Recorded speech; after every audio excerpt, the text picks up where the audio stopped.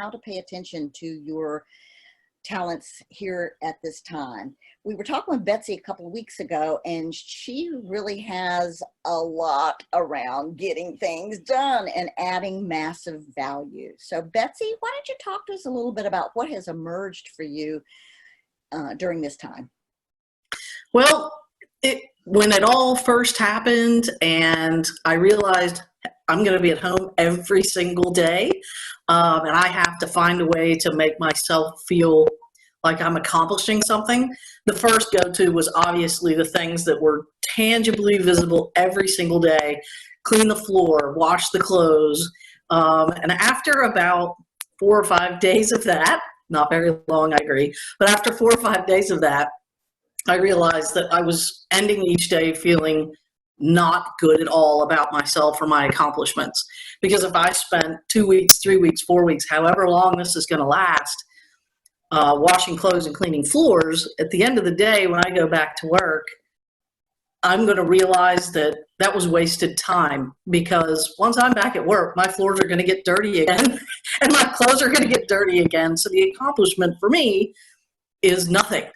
So I got very frustrated very quickly, realizing that I needed to identify something I could work on that was sustainable, that when the time was over, I was going to be able to say, this is what I accomplished. Because it's important to me to know that the time was well spent, because how many times do you get 2, 3, 4 weeks where you're not obligated to something else important? And I really missed the people engagement and the adding value to other people's lives and all of that.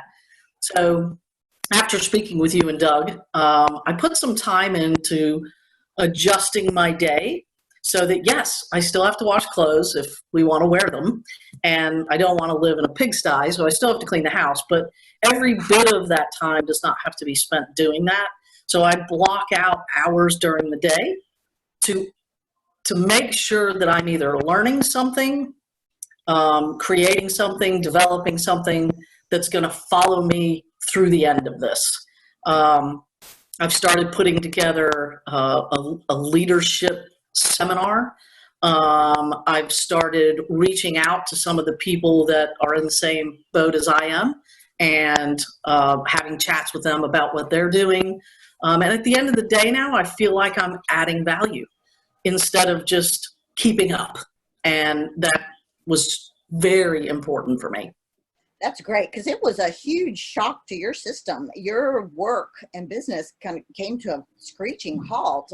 For the most part, with the restaurants being closed, there was a little bit of takeout business. There really wasn't a lot more. So most of you were not working per se at the rate of what you were used to. Do I have that correct? You absolutely have that correct. Me in particular, my ability to work, or the necessity that I had for the business was virtually gone.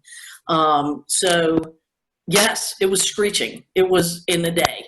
I've jumped in to do some different things, an hour here, an hour there. But other than that, I had to find value in my daily life myself. The job wasn't there to give me that. Great. Well, Doug, jump in. You are our strengths and talent expert. So help us make sense of all this. Well, the good news is, Betsy, it all makes sense when we talk about those awesome talents that you have. Lynn mentioned just how you're so wired for the future and for today. That when you're at work, how you can have that vision in which kind of the goals that you're working towards, but then also every day you're kind of taking steps towards those. And then how literally overnight that ability to take, one, that future went away, and then 2, your ability to actually do things of massive value for other people also went away.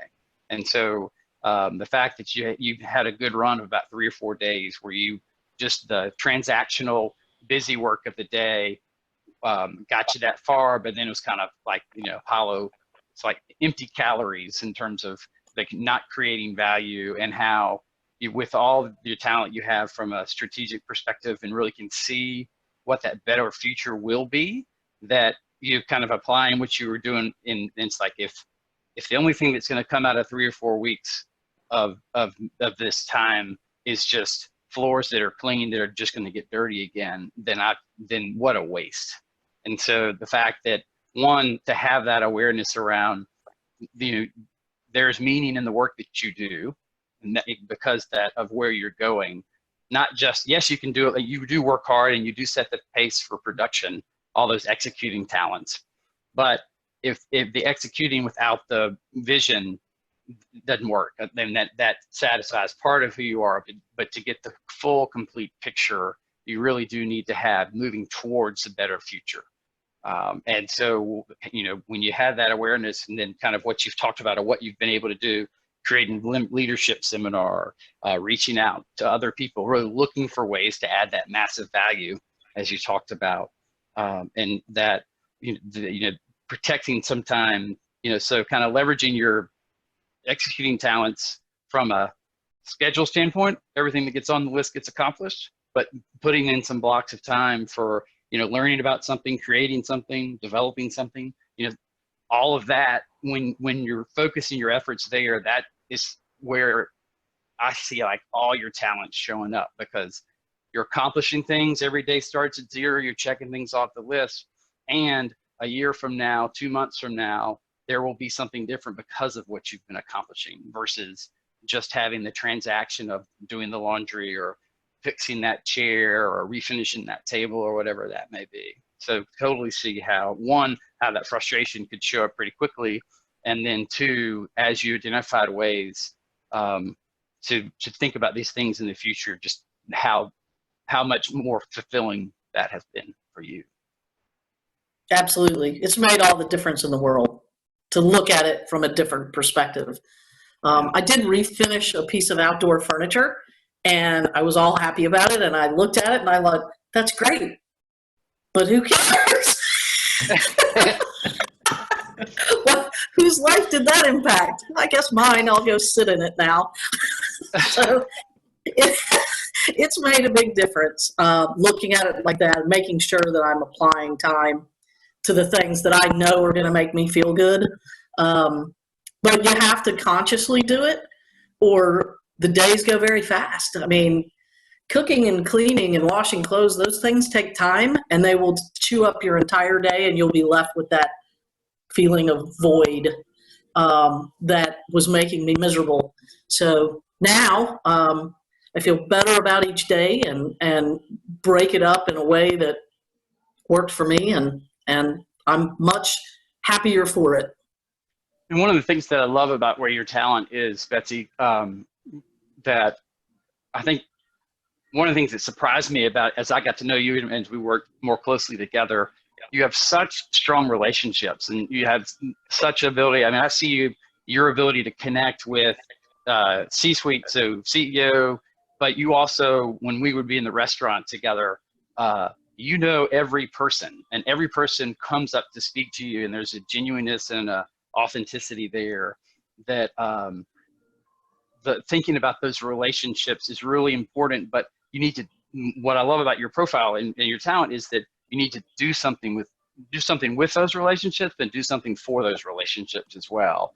And so being, going overnight to not having things to do, but having this whole community of people who like you are now removed. I mean, I know you talked about how you're staying connected with people and staying connected with the team and thinking about the future, but just that ability, the importance that relationships play, and how those relationships really can be a means to an end, which is this bigger impact for those people, but also for the organization you work for, I think is really cool.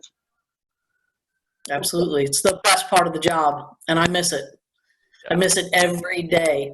I had somebody reach out to me this morning that needed something simple, a letterhead or something like that. And I was all excited because I got to do something for somebody that I work with. And that's what value is to me. Well, part of why we share this, what we're learning during this period of time, is in the hope that those listening will really think about their own strengths, their own talents, and where they fall, and how they can help them through this period of time. Doug and I were also very taken when you shared all the things that you're doing at home, you're still really busy washing, cleaning, all those things. It was fascinating to us that you didn't look at those as achievement because they were for you. You really only looked at the things you achieved as massive value when it was for someone else. And I'm delighted to hear you say you're going to go sit in that chair because it is for me. I think that is something we want to share with the audience, is recognize that doing things for yourself and keeping yourself in a great place at this time, that's massively important as well. Parting thoughts from the two of you. I'd love to hear just one last thing from each of you about what the next step or a takeaway that you'd like to share with the audience. Betsy, I'll start with you. Okay. Quick takeaway, I would say stop long enough. If you are kept from going to work and you're feeling devalued in some way, let yourself stop long enough to think really hard. And it may take some time. It may take a day. It may take two. It may take a week. But stop long enough to hear yourself. Hear what you're really thinking and what you're really feeling, and let yourself be honest with yourself. Hey, maybe it's not so bad that you're home. And what could you be doing that you've always wanted to do that you really enjoy doing? And don't feel guilty about it. Do it. You may never have the opportunity to do it again, and it's okay. Look at that smile on her face. Thank you. Doug, how about you? Yeah, I'm just struck by Betsy's, of all the things that have come out of this, that self-awareness in those first 2 or 3 days, that, kind of, you've never had this much time off before since you were a kid.